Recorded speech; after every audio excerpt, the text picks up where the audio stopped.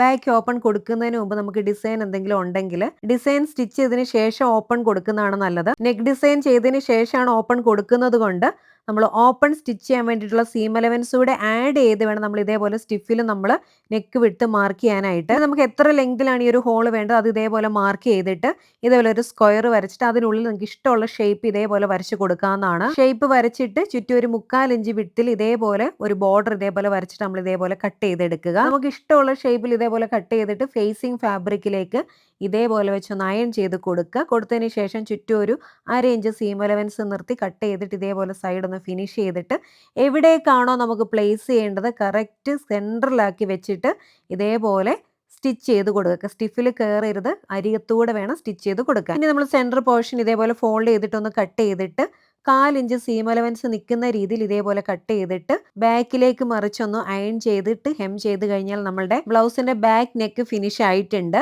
ഇനി നമ്മൾക്ക് ബാക്കിൽ ഓപ്പൺ നമുക്ക് സെൻറ്ററിൽ കട്ട് ചെയ്തിട്ട് നമുക്ക് ബാക്ക് ഓപ്പണിന് വേണ്ടിയിട്ടുള്ള പടിയും കാര്യങ്ങളൊക്കെ ഇതുപോലെ സെറ്റ് ചെയ്ത് കൊടുക്കാവുന്നതാണ്. Anywhere at any time through online. S-Tech, made to create, share to inspire.